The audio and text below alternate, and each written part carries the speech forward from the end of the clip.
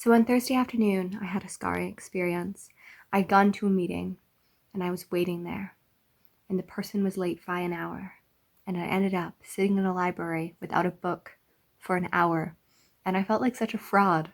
I was like, and it was the research area, and I was having some mobility issues, so I couldn't like walk across to find a fiction book, and I was like, I could be reaching about like leadership and development, but that's not really what I want to be reading right now.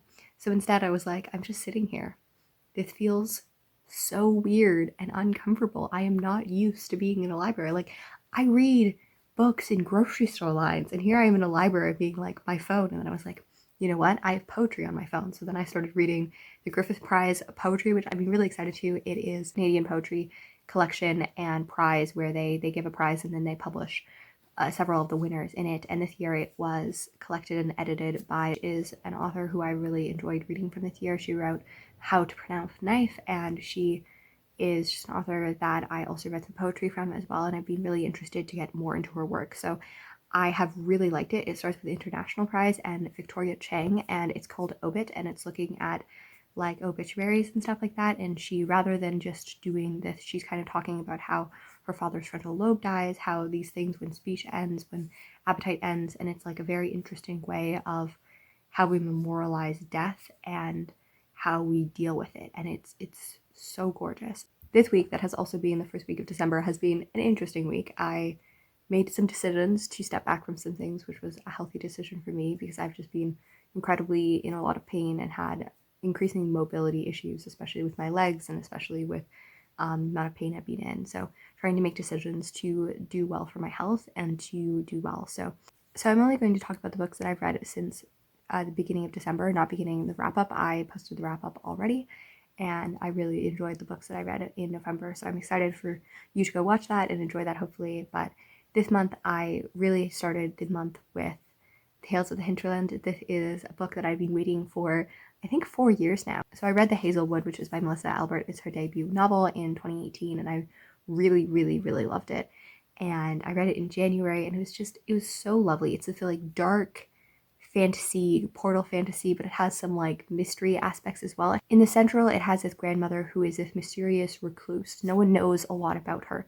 She wrote this novel and was like super popular, like kind of like an Evelyn Hugo kind of fancy woman with her smoking and like, you know, all sexy. And then at like 25 or whatever, she just totally disappeared and went into this old mansion that no one knows the address to, and no one ever saw her again. And our main character, Alice, is her granddaughter, and she's never met her. And these stories that were once part of this like dark kind of huge popper culture are now just gone. People are selling them for $1 million on like eBay, but like other than that, like you have to go into these dark rooms. She has never stayed in one place. Like her mother has moved around her entire life, and whenever they get comfortable, her mother just takes her. So we have her going through this mystery and trying to figure out the mystery behind her grandmother, the mystery between these worlds. We have some bleeding in of the fantasy that these tales actually might be based on some real life stuff. I just really loved it. I didn't enjoy the sequel as much, but I did enjoy actually the sequel story a fair bit.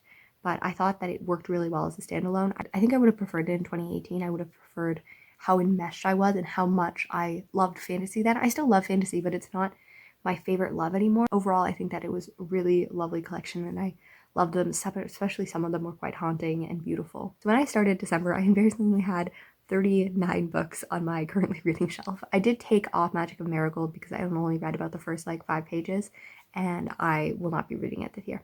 So I took that off my currently reading, and then I also finished Kingdom of Back, which is a book that I've had on there since January. I started it, I read 54%, and then I never finished. And it is about Mozart's older sister who is pretty much forgotten to history. I have a clip where I filmed my reaction. I was sobbing and I tried to make it a video, and then I came back later, like 10 minutes later, and actually filmed a video, so I will show you that video. And I remember my hair unbound and unruly as I performed that day. I had been 8 years old, and now I had turned 18. My years of performing were over. I had been sobbing since I read that outline. I have struggled with the Kingdom of Back. Marie Lu is one of my favorite authors, and I was so excited for this book. She announced it years ahead, so I think I was waiting for it for like 3 years, and then I started it, and I just couldn't get into it because I really love the story of Manuel. She is the older sister of Mozart, and she performed and was a prodigy long before he was, and taught him how to play piano, inspired him, and performed alongside him. And it is quite possible that she wrote part of his compositions because she was a composer and he talked to her through letters and stuff. And yet she is forgotten by history and he is remembered. And it's quite likely that she could have done a lot more because she lived another 40 years after his death. Throughout this, we really look at her who knows that she will never be credited with the same amount, and that when she becomes a woman, when she's no longer a child, her ability to play piano, her ability to compose and to sing and all of those things will no longer matter, because women are not allowed to be composers. They're not allowed to be pianists. And it struck me so deeply. I was not very good at piano.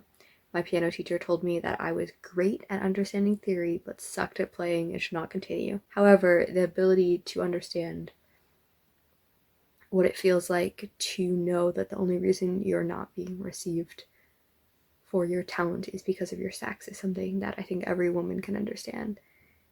And yeah, it's like this tinge that goes throughout the entire thing, and I just feel it so strongly. And I'm very tempted because I loved the writing and I loved that exploration, but there was a whole other plot, which I would say is the A plot, where we're dealing with, like, we have mentions of the Kingdom and Back that they played to entertain themselves on carriage rides, and Marie Lu weaves this into this whole fantasy aspect that I just couldn't get into. And I'm so sad because I wish it was not, that part of the book had not been part of the book, because I would have loved it then. But then I'm like, I love that line so much and it recontextualizes everything. Like, I knew that part of her story, but just hearing that just is a line that spoke to my soul. And I loved her historical things. Those are my thoughts on King of the Back by Marie Lu. I am currently at now 36 books to go for the end of the year. So my major goal for the month is to finish the 30-some books that I have. I would like to get it down to 10. I feel like that would be really, really nice. I hope to film a TBR / currently reading / books I need to finish by the end of the year sometime in the next weekend / week. And other than that, I am finishing up the Jasmine Throne. I was really psyched for this. This was a book that was very popular. It is a sapphic story about like a princess in exile and in prison, and this maid who has a secret and stuff, who ends up caring for her. And I was really psyched for it. I'm not loving it. I'm not loving it either. It's going to be a middle of the road book. I'm not invested in the characters, but the world is really cool. It has all of these perspectives, and I'm enjoying the characters. There's just no emotional tag for me, and that's a big thing. I know that emotional attachment is such like a hard thing to quantify. I've been reading a lot of short books, like books that are like probably like 4 or 5 hours on audiobook, or like 100 pages, or like even short story collections, and I get so connected. And this one, I am currently 16 hours in on the audiobook, and I don't really feel any emotions for the characters. Like, I'm like, this is an objectively a sad situation, but I don't feel like I know the characters. And especially like the princess and stuff like that, I feel like they're very hidden behind this eye of mystery. Priya, we don't know her whole story.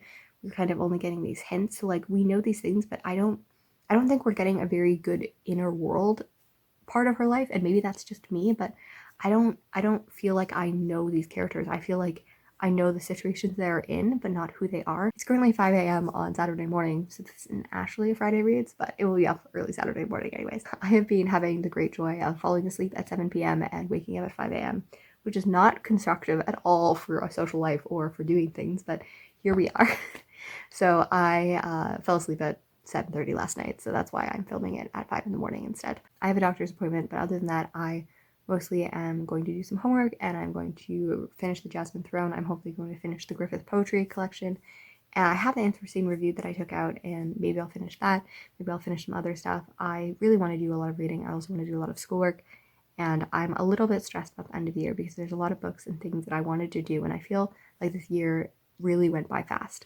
I am hoping to also film the overwhelmed book tag. I saw it on CC the Book Nerd, and I really liked it, and I was like, yes, this is exactly how I feel. So yeah, I feel like that will be a nice video to make. And other than that, I hope you have a great day, have a great weekend. Let me know what book you have read this week, what you are feeling about the end of the year, because we can all just sit together in that. And happy reading and writing, and I'll talk to you next time.